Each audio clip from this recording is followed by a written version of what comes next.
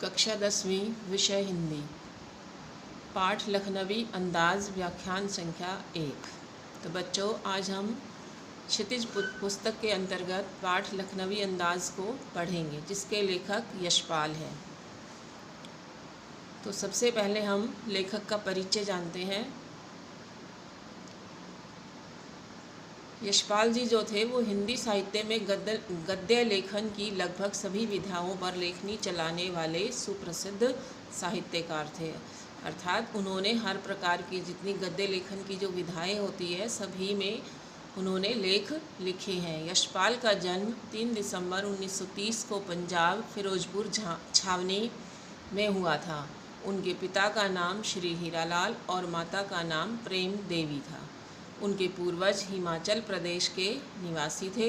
लेखक ने अपनी प्रारंभिक शिक्षा कांगड़ा के गुरुकुल में ग्रहण की, अर्थात प्राथमिक शिक्षा जो थी वो कांगड़ा से ग्रहण की थी। कांगड़ा जो है ये हिमाचल प्रदेश में है और पंजाब से बिल्कुल लगता हुआ है। वहीं फिरोजपुर से मैट्रिक प्रथम श्रेणी में उत्तीर्ण करने के बाद मैट्रिक 10वीं कक्षा प्रथम श्रेणी में उत्तीर्ण करने के बाद लाहौर में नेशनल कॉलेज से बीए की शिक्षा ग्रहण की। वहीं उनकी मुलाकात भगत सिंह और सुखदेव से हुई। स्वाधीनता आंदोलन में भाग लेने के कारण उन्हें जेल की यात्रा भी करनी पड़ी। उन्होंने साहित्यकार और प्रकाशक के रूप में अपनी सेवाएं साहित्य जगत को दी। उनकी मृत्यु 26 दिसंबर 1976 को हुई। अब हम जानते हैं यशपाल जी की रचनाएं कि कौन कौन सी उन्होंने रचनाएं लिखी है। तो यशपाल जी ने अपनी रचनाएं विविध रूपों में प्रकट की है, अर्थात उन्होंने अनेक रूपों में की जितनी गद्य लेखन की विधाएं हैं उन सब में उन्होंने लेखन कार्य किया है। तो उनकी जो निम्नलिखित रचनाएं हैं उनमें कहानी संग्रह, तो कहानी संग्रह में कौन कौन सी कहानियां हैं जो प्रसिद्ध है? ज्ञानदान, पिंजरे की उड़ान, तर्क का तूफान, फूलों का कुर्ता, उत्तराधिकारी, चित्र का शीर्षक, सच बोलने की भूल और उत्तमी की माँ आदि। निबंध, तो जो निबंध लेखन की जो विधा है, निबंध में उन्होंने न्याय का संघर्ष, बात बात में, चक्कर क्लब, देखा समझा आदि। उपन्यास भी लिखे हैं, तो उनमें झूठा सच, अमिता, पार्टी कामरेड, दादा कामरेड, मेरी तेरी उसकी बात आदि। नाटक उन्होंने नशे नशे की बात, रूप की परख आदि जैसे नाटक भी लिखे हैं। साहित्यिक विशेषताएं, यशपाल जी की रचनाओं में आम आदमी के सरोकारों की उपस्थिति है। वे यथार्थवादी यथार्थ का अर्थ होता है वास्तविकता, तो यथार्थवादी शैली के विशिष्ट रचनाकार है। सामाजिक विषमता, राजनैतिक पाखंड और रूढ़ियों के खिलाफ उनकी रचनाएं मुखर है। भाषा शैली, तो यशपाल जी की जो भाषा शैली है, भाषा शैली में स्वाभाविकता, सजीवता और रचनागत विशेषता है। उनकी भाषा अत्यंत सरल, सहज और पात्र के अनुकूल और भाव अभिव्यक्ति में समर्थ है। उनकी शैली वर्णनात्मक है, संवाद प्रधान और प्रभावपूर्ण है। भावों के प्रभावी अभिव्यक्ति के लिए उर्दू और अंग्रेजी शब्दों का भी इस पाठ में प्रयोग किया गया है। अब हम जानते हैं पाठ का परिचय। यूँ तो यशपाल ने लखनवी अंदाज व्यंग्य, जो लखनवी अंदाज जो पाठ है वो व्यंग्य विधा में लिखा गया है। व्यंग्य यह साबित करने के लिए लिखा था कि बिना कथ्य के कहानी नहीं लिखी जा सकती। कथ्य मतलब कथानक। जब हम कहानी लिखते हैं तो उसका कोई ना कोई कथानक होता है, उसी के आधार पर कहानी लिखी जा सकती है, परंतु एक स्वतंत्र रचना के रूप में इस रचना को पढ़ा जा सकता है। यशपाल उस पतनशील सामंती वर्ग पर कटाक्ष करते हैं जो वास्तविकता से बेखबर एक बनावटी जीवन शैली का आदी है। कहना न होगा कि आज के समय में भी ऐसी परजीवी संस्कृति को देखा जा सकता है। यानी लखनवी अंदाज नामक जो प्रस्तुत पाठ है, इसमें लेखक ने जिस विषय का यहाँ पर वर्णन किया है या जिसे वर्ण्य विषय बनाया है, उसमें लेखक के समक्ष अपनी नवाबी का प्रदर्शन करते हुए खीरे की फाकों को खाने की जगह सूंघकर रसास्वादन करता है। यहाँ पर एक नवाब का वर्णन किया गया है जिसने रास्ता काटने के लिए या सफ़र काटने के लिए खीरे खरीदे थे और उन खीरों को खाया नहीं बल्कि उनकी फाकों को सूंघकर फेंक दिया था, और सूंघते हुए एक एक खीरे की फांक को खिड़की से बाहर फेंकता है। ऐसा करके वह डकार लेकर तृप्त होने का नाटक करता है और खाली सिर्फ उनको सूंघ करके और पेट भरने का डकार भी ले लेता है कि सूंघने मात्र से ही पेट भर गया है। और जब लेखक उसके ऐसे व्यवहार को देखता है तब सोचता है कि इस तरह तो बिना घटना विचार पात्रों के नई कहानी भी लिखी जा सकती है कि जब बिना खाए सूंघने मात्र से पेट भर सकता है तो बिना विचार और पात्र और घटना के कहानी क्यों नहीं लिखी जा सकती।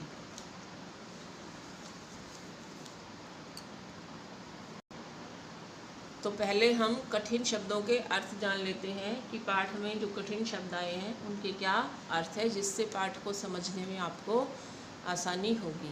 मुफस्सिल, मुफस्सिल का अर्थ होता है केंद्रीय स्थान के इर्द गिर्द का स्थान। उतावली का अर्थ होता है जल्दी। फुंकार करना, तेज़ आवाज़ करना। प्रतिकूल का अर्थ होता है विपरीत यानी उल्टा। निर्जन का अर्थ है खाली या एकांत। नवाबी नस्ल का, नवाबों की जाति का। सफ़ेद पोश का अर्थ होता है भद्र व्यक्ति या भला इंसान। शौक करना, आनंद के लिए भोग करना। संकोच का अर्थ है शर्म। आत्मसम्मान, स्वाभिमान। किफ़ायत का अर्थ होता है बचत। गवारा न होना, सहन न होना। मंझले दर्जे का, बीच का दर्जा। और कनखियाँ, कनखियों का अर्थ होता है आँख के किनारे से देखना, कनखियों से देखना। ये मुहावरा भी है, कनखियों से देखना। गौर करना, ध्यान करना। आदाब अर्ज़, अभिवादन का एक ढंग। भांप लेना, समझ लेना।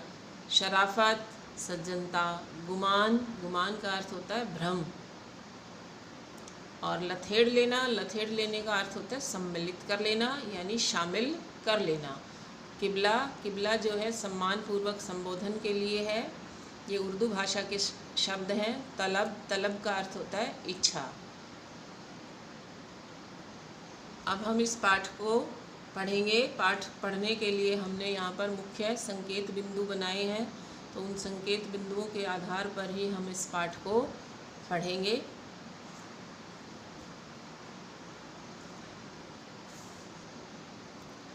तो हमारा पहला जो संकेत बिंदु है वह है लेखक का सेकंड क्लास में यात्रा करने का कारण। कि लेखक ने सेकंड क्लास में या मंझले दर्जे में रेल में जो यात्रा की उसका क्या कारण था। तो मुफस्सिल की पैसेंजर ट्रेन चल पड़ने की उतावली में फुंकार रही थी कि चलने की उसे जल्दी थी और तेज़ आवाज़ कर रही थी। आराम से सेकंड क्लास में जाने के लिए दाम अधिक लगते थे। सेकंड क्लास का अर्थ क्या है, मंझले दर्जे में। तो दाम का अर्थ होता है पैसे, की पैसे अधिक लगते हैं। दूर तो जाना नहीं था कि लेखक जो थे उनको कहीं दूर नहीं जाना था, पास में ही जाना था, इसलिए उन्होंने सेकंड क्लास का टिकट ले लिया था। भीड़ से बचकर एकांत में नई कहानी के संबंध में सोच सकने और खिड़की से प्राकृतिक दृश्य देख सकने के लिए टिकट सेकंड क्लास का ही ले लिया। तो लेखक जो थे सेकंड क्लास के डिब्बे में गए तो उन्होंने वह यह सोच कर गए थे कि उन्हें ज़्यादा दूर नहीं जाना है, इसलिए सेकंड क्लास का टिकट ले लिया। और लेखक भीड़ से बचना चाहते थे और एकांत में बैठकर अपनी नई कहानी के बारे में सोचना चाहते थे, और हो सकता है कि खिड़की से प्राकृतिक दृश्य देखना चाहते हो, इसीलिए उन्होंने सेकंड क्लास का टिकट ले लिया था। लखनवी नवाब से भेंट। कि जो लेखक थे जब ट्रेन में रेल में जब घुसते हैं तो वहाँ पर उनकी नवाबी नस्ल के एक इंसान से यानी लखनवी नवाब से उनकी मुलाकात होती है। तो गाड़ी छूट रही थी, सेकंड क्लास के एक छोटे डिब्बे को खाली समझकर जरा दौड़कर उसमें चढ़ गई। कि गाड़ी जो थी वो छूट रही थी यानी चल पड़ी थी। तो लेखक सेकंड क्लास के एक छोटे से डिब्बे को उन्होंने सोचा कि डिब्बा खाली होगा और दौड़कर उसमें चढ़ गई। अनुमान के प्रतिकूल डिब्बा निर्जन नहीं था। कि जैसा लेखक ने अनुमान लगाया था कि डिब्बा खाली होगा, तो डिब्बा जो था इसके बिल्कुल विपरीत था, यानी निर्जन नहीं था, यानी उस डब्बा खाली नहीं था, एकांत वहाँ पर नहीं था। एक बर्थ पर लखनऊ की नवाबी नस्ल के एक सफ़ेद पोश सज्जन बहुत सुविधा से पालथी मारे बैठे थे। तो एक बर्थ पर यानी सीट पर लखनऊ की नवाबी नस्ल के, यानी लखनऊ का कोई नवाब, सफ़ेद पोश का अर्थ होता है भला इंसान या भद्र पुरुष, तो बड़ी ही सुविधा के साथ वहाँ पर पालथी मारे बैठे हुए थे। अपने पैरों को मोड़कर, पालथी मारना पैरों को मोड़कर बैठना, तो बैठे हुए थे। सामने 2 ताज़े चिकने खीरे तौलिए पर रखे हुए थे और नवाब साहब जो बैठे थे उनके सामने तौलिए के ऊपर 2 ताज़े चिकने खीरे भी रखे हुए थे। डिब्बे में हमारे सहसा कूद जाने से सज्जन की आँखों में एकांत चिंतन में विघ्न का असंतोष दिखाई दिया। अब लेखक कहते हैं कि जब अचानक से मैं डिब्बे में गया तो उस सज्जन की आंखों में, अर्थात जो पुरुष वहाँ पर बैठा हुआ था, जो भद्र पुरुष वहाँ था, उसकी आंखों में कि ऐसा लग रहा था जैसे मैंने यहाँ आकर उसके एकांत चिंतन में विघ्न डाल दिया हो। तो उस विघ्न का असंतोष दिखाई दे रहा था। सोचा हो सकता है कि यह भी नई कहानी के लिए सूझ की चिंता में हो। अब लेखक ने यह सोचा कि भाई हो सकता है मेरी तरह से ही ये भी एक नई कहानी के सोच विचार में यहाँ पर बैठा हुआ हो, या खीरे जैसी अपदार्थ वस्तु का शोक करते देखे जाने के संकोच में हो, या नवाब होकर कि भाई अपदार्थ का अर्थ होता है जो खाने योग्य न हो, तुच्छ वस्तु, कि भाई इसको खाने का शौक़ होगा लेकिन लोगों के सामने नहीं खाना चाहता होगा, तो और अब मैं आ गया तो मेरे सामने इसको कैसे खाएगा, इस संकोच में होगा। नवाब साहब ने संगति के लिए उत्साह नहीं दिखाया। लेखक कहते हैं कि जब नवाब साहब जो बैठे हुए थे डिब्बे में, जब मैं वहाँ गया तो उन्होंने संगति अर्थात साथ के लिए कोई उत्साह नहीं दिखाया।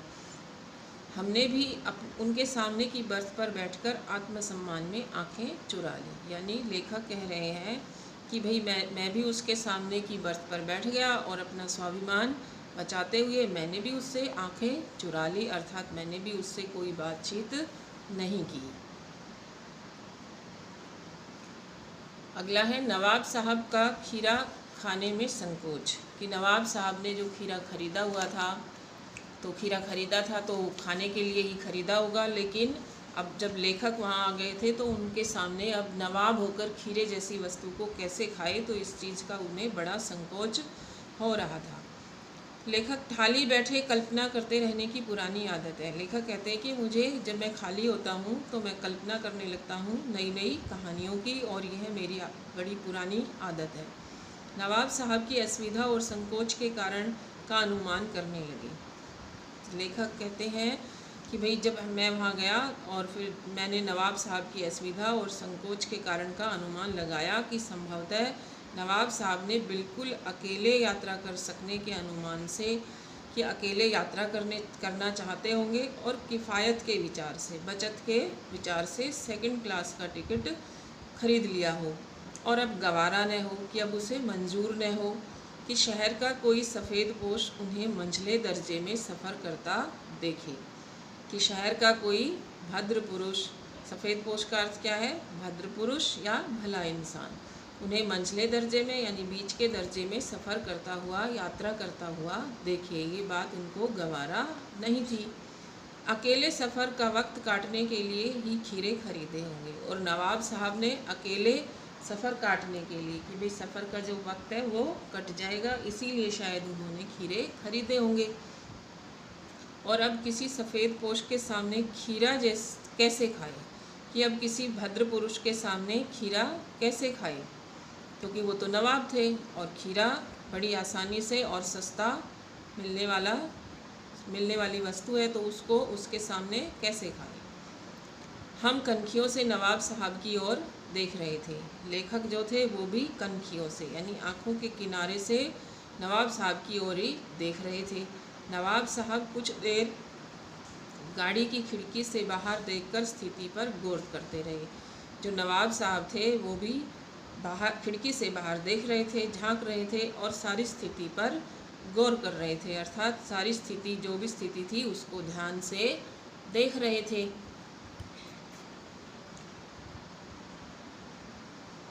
नवाब साहब का लेखक को खीरा खाने का आमंत्रण। अब जब नवाब साहब जो थे उन्होंने लेखक को भी खीरा खाने का निमंत्रण दिया कि भाई आप भी खीरा खा लीजिए, तो ओह, नवाब साहब कहते हैं ओह, नवाब साहब ने सहसा हमें संबोधन किया, मतलब इस तरह से बोले जैसे उन्होंने उन्हें अभी देखा हो कि ओह कहकर लेखक को संबोधन किया और कहा आदाब अर्ज, कि आदाब अर्ज, आदाब अर्ज जो है अभिवादन के लिए है, यहाँ पर उर्दू के शब्द है। जैसे हम किसी से मिलते हैं तो उसको हम नमस्ते बोलते हैं, ऐसे ही नवाब साहब ने लेखक को देखकर उन्हें कहा आदाब अर्ज, जनाब खीरे का शौक़ फरमाएंगे, कि शौक़ फरमाएंगे कि आप भी खीरा खाएंगे। तो यहाँ पर लेखक को नवाब साहब ने खीरे के लिए आमंत्रण दिया। तो नवाब साहब का सहसा भाव परिवर्तन अच्छा नहीं लगा। अब लेखक कहते हैं कि नवाब साहब का जो अचानक से भाव परिवर्तन हो गया था वह मुझे अच्छा नहीं लगा। भांप लिया मतलब समझ लिया, कि मैंने समझ लिया कि आप शराफत का गुमान बनाए रखने के लिए, कि जो नवाब है वो शराफत का गुमान, भ्रम बनाए रखना चाहते हैं और हमें यानी कि लेखक को मामूली लोगों की हरकत में लथेड़ लेना चाहते हैं। साधारण, आम, मामूली का अर्थ क्या होता है? साधारण या आम लोगों की हरकत में लथेड़ लेना चाहते हैं, मतलब शामिल कर लेना चाहते हैं, सम्मिलित कर लेना चाहते हैं। जवाब दिया। अब लेखक ने जवाब दिया शुक्रिया किबला शौक़ फरमाएं, कि शुक्रिया आप ही खाएं।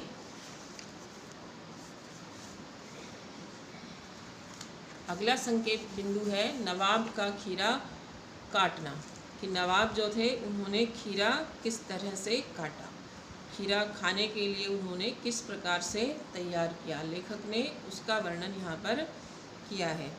तो नवाब साहब ने फिर एक पल खिड़की से बाहर देखकर गौर किया, कि नवाब साहब जो थे उन्होंने फिर एक बार ट्रेन की खिड़की से बाहर देखा और गौर किया, मतलब ध्यान किया, और दृढ़ निश्चय से खीरों के नीचे रखा तौलिया झाड़कर, कि दृढ़ निश्चय के साथ अब उसने क्या किया कि जो खीरे के नीचे जो तौलिया रखा हुआ था उसको झाड़कर सामने बिछा लिया, कि तौलिए को झाड़कर वहाँ पर बिछा लिया। फिर उसने सीट के नीचे से लोटा उठाकर, कि सीट के नीचे पानी का लोटा रखा हुआ था, उसको उठाया और दोनों खीरों को खिड़की से बाहर धोया, कि पहले उसने लोटा उठाया फिर दोनों खीरों को खिड़की से बाहर धो लिया और तौलिए से पोंछ लिया, और धोने के बाद उनको तौलिए से अच्छी तरह से पोंछ लिया, कि जो पानी लगा हुआ था वो पोंछ लिया। जेब से चाकू निकाला, फिर नवाब साहब ने अपनी जेब से चाकू निकाला, दोनों खीरों के सिर काटे, कि खीरों के ऊपर से सिर जो थे वो उन्होंने काट दिए और उन्हें गोद कर झाग निकाला। फिर उन खीरों को चाकू से उसने गोदा और झाग निकाला ताकि खीरों की जो कड़वाहट है वो निकल जाए। फिर खीरों को बहुत एहतियात से, एहतियात का अर्थ होता है सावधानी, बड़ी ही सावधानी से छीलकर फाकों को करीने से तौलिए पर सजाते गए, कि नवाब साहब ने बड़ी सावधानी के साथ, बड़े एहतियात से उनको छीलकर फाकी और फाकों को बड़े ही तरीके से तौलिए पर सजाते चले गए। लखनऊ स्टेशन पर खीरा बेचने वाले खीरे के इस्तेमाल का तरीका जानते थे। अब खीरा जो था उन्होंने लखनऊ स्टेशन से ख़रीदा था, और लखनऊ स्टेशन पर जो खीरा बेचते थे वो खीरे के इस्तेमाल का तरीका जानते थे। और इस्तेमाल का तरीका जानते थे तो क्या करते थे कि ग्राहक के सामने ज़ीरा मिला नमक और पिसी हुई लाल मिर्च की पुड़िया भी हाजिर कर देते थे, कि जो बेचने वाले होते थे उनके वो अपने पास ज़ीरा और नमक और लाल मिर्च पिसी हुई रखते थे, उसकी पुड़िया बना कर रखते थे, और जब कोई खीरा ख़रीदता था तो उस पुड़िया को भी उसे साथ में दे देते थे। नवाब साहब ने बहुत करीने से खीरे की फाकों पर ज़ीरा मिला नमक और लाल मिर्च की सुर्खी बुरक दी, कि नवाब साहब ने बड़े करीने से खीरे की फाकों को सजाया, पहले तौलिए पर रखा, फिर उसके ऊपर उन्होंने ज़ीरा नमक और लाल मिर्च की सुर्खी होती है, सुर्खी का अर्थ होता है लाल, तो उसको उसने उसके ऊपर बुरक दिया, यानी फाकों के ऊपर डाल दिया। उनकी प्रत्येक भावभंगिमा और जबड़ों के स्फुरण से स्पष्ट था कि उस प्रक्रिया में उनका मुख खीरे के रसास्वादन की कल्पना से प्लावित हो रहा था। तो उनकी जो ये भावभंगिमा थी, जब वो इस तरह की तैयारी कर रहे थे या नमक मिर्च और ज़ीरा बुरक रहे थे, तब उनके भावों से ऐसा लग रहा था, चेहरे के ऊपर जो हाव भाव थे और जबड़ों के स्फुरण से, कि जबड़ा उसका जो मुँह था वो भी, स्फुरण का अर्थ होता है हिलना, हिलते ऐसा लग रहा था कि उस सारी प्रक्रिया में, कि उस खीरा खाने की उस तैयारी में उनका जो मुख था वो खीरे के रसास्वादन की कल्पना से प्लावित हो रहा था, अर्थात उनके मुंह में पानी आ रहा था। कल्पना मात्र से ही उनका मुंह जो था वो पानी से भर गया था। हम कनखियों से देखकर सोच रहे थे। अब नवाब साहब कहते हैं कि कनखियों से देखना क्या हो गया? नवाब नहीं बेटा, लेखक जो थे वो कनखियों से देखकर सोच रहे थे। कनखियों का अर्थ क्या है? कि आँख के कोनों से देख रहे थे और सोच रहे थे कि मियाँ रईस बनते हैं, कि मियाँ की भाई बड़े ये रईस बनते हैं, लेकिन लोगों की नज़रों से बच सकने के ख्याल से, कि लोगों की नज़रों में ना आए, उनसे बच जाए, इस विचार से अब अपनी असलियत पर उतर आए हैं। तो अगला संकेत बिंदु है नवाब साहब का लेखक को खीरा खाने का पुनः निमंत्रण। कि जो नवाब साहब थे उन्होंने लेखक को खीरा खाने के लिए, पुनः का अर्थ है एक बार, पुनः दोबारा से, फिर से निमंत्रण दिया। एक बार पहले पूछा था, अब उन्होंने दोबारा से उसको पूछा। किसको पूछा? लेखक को। नवाब साहब ने फिर एक बार हमारी ओर देख लिया। लेखक कहते हैं कि नवाब साहब ने एक बार फिर मेरी ओर देखा। वल्ला शौक कीजिए कि लखनऊ का बालम खीरा है। कि जो खीरा था वो कौन सा था? बालम खीरा था। कि भाई खीरे का शौक, खीरा खाइए, और ये लखनऊ का बालम खीरा है। नमक मिर्च छिड़क दिए जाने से ताज़े खीरे की पनियाती फाँके देखकर पानी मुंह में ज़रूर आ रहा था। अब लेखक कहते हैं कि खीरा खाने के लिए जो उन्होंने तैयार किया था, तो उस खीरे को देखकर मेरे मुंह में भी पानी तो आ रहा था। अर्थात जब उसने नमक मिर्च उसके ऊपर छिड़क दिया था, खीरे जो थे वो ताज़े थे और फाँके जो थी वो बिल्कुल पानी से भरी हुई थी, तो उन पनियाती फाँकों को देखकर मेरे मुंह में पानी आ रहा था। लेकिन इनकार कर चुके थे। लेकिन लेखक जो थे वो पहले खीरा खाने के लिए इनकार कर चुके थे, मना कर चुके थे। आत्मसम्मान निभाना ही उचित समझा। अब लेखक कहते हैं कि भाई स्वाभिमान बचाना ही मैंने उचित समझा, यानी अपना आत्मसम्मान निभाना ही उचित समझा कि पहले मना कर दिया है तो अब मैं खीरा नहीं खाऊंगा। उत्तर दिया शुक्रिया। शुक्रिया धन्यवाद। शुक्रिया का अर्थ क्या है? कि धन्यवाद। इस वक्त तलब महसूस नहीं हो रही है। अब लेखक ने क्या कहा? कि भाई इस समय मुझे ज़रूरत महसूस नहीं हो रही है। मैदा भी ज़रा कमज़ोर है, किबला शौक फरमाए। कि मैदा भी ज़रा कमज़ोर है, अर्थात जो पाचन तंत्र है वो कमज़ोर है, किबला शौक फरमाए, कि आप ही खाएं। तो लेखक ने यहाँ पर पहले मना करने के कारण, जब नवाब ने दोबारा से उसको खीरा खाने का निमंत्रण दिया तो मना कर दिया, क्योंकि लेखक भी अपना आत्मसम्मान बचाना चाहते थे कि भाई पहले मना कर दिया है तो अब मैं खीरा नहीं खाऊंगा। तो बच्चों, इतना हमने ये पाठ आपको पढ़ाया है, तो इस पाठ को आप पुनः पढ़ेंगे एक बार, कठिन शब्दों के अर्थ भी देखेंगे, और जितना अंश हमने आपको पढ़ाया है इसके ऊपर आधारित हमने आपको प्रश्न भी दिए हैं लिखने के लिए। तो उन प्रश्नों के उत्तर आप अपनी उत्तर पुस्तिका में लिखेंगे, लेकिन लिखने से पहले आप पाठ को ज़रूर पढ़ेंगे एक बार। तो ये आपका गृह कार्य होगा कि जितनी विषय वस्तु हमने आपको पढ़ाई है उसके ऊपर आधारित यहाँ प्रश्न हैं, उनके उत्तर आपको लिखने हैं। प्रश्न 1 है, लेखक ने सेकंड क्लास का टिकट क्यों खरीदा? दूसरा प्रश्न है, लेखक क्या सोचकर सेकंड क्लास के डिब्बे में चढ़ गया? तीसरा प्रश्न है, खीरे को सामने कटा हुआ देखकर भी लेखक ने खाने से मना कर दिया। कि सामने खीरा कटा हुआ रखा था, उसको देखकर भी लेखक ने उसे खाने से मना क्यों कर दिया था। ये कारण आप लिखेंगे यहाँ पर। तो तीनों प्रश्नों के उत्तर आप अपनी उत्तर पुस्तिका में लिखेंगे। वीडियो को लाइक करें, हमारे चैनल को सब्सक्राइब करें।